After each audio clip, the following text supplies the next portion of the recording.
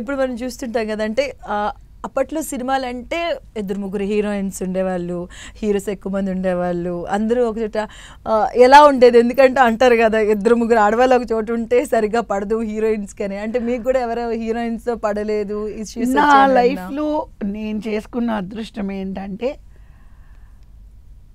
ఏమో వాళ్ళకి నా మీద నేను పడనో పడలేదో వాళ్ళకి అనేది నాకు తెలియదు, కానీ నాకు మాత్రం ఎవరు విరోధులు లేరు.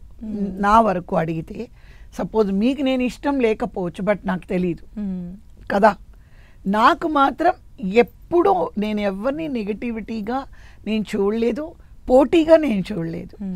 నా పోటీ ఏంటంటే యాక్టింగ్లో జయప్రదక్క కానీ, జయసుధక్క కానీ, శ్రీదేవి కానీ, లేదా హీరోస్ని తీసుకున్నా ఎవరితో నాకు పోటీ కాదు. నా పోటీ కెమెరా ఆన్ అన్న తర్వాత అక్కడే నా పోటీ.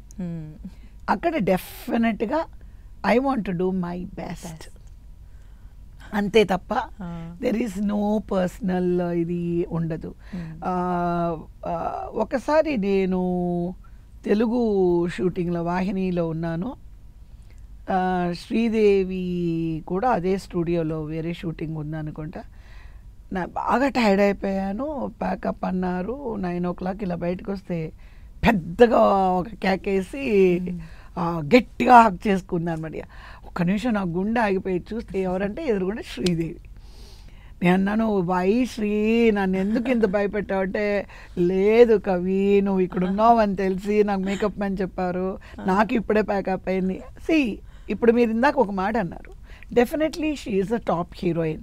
కవిత అక్కడ ఉంది అని అంటే వచ్చి తను నాకు హలో చెప్పాల్సిన అవసరం లేనే లేదు. ఇప్పుడున్న సినారియో మీరు తీసుకుంటే, ఓ ఐఎమ్ టాప్ హీరోయిన్, ఆ అమ్మాయి ఏమో నిన్నగాక మొన్న వచ్చిన హీరోయిన్, ఆ అమ్మాయిని నేను ఎందుకు కలవాలి, ఇలా ఈగోస్ చాలా ఉంటాయి. అలా ఉండుంటే శ్రీదేవి నన్ను వచ్చి కలవాల్సిన అవసరమే లేదు.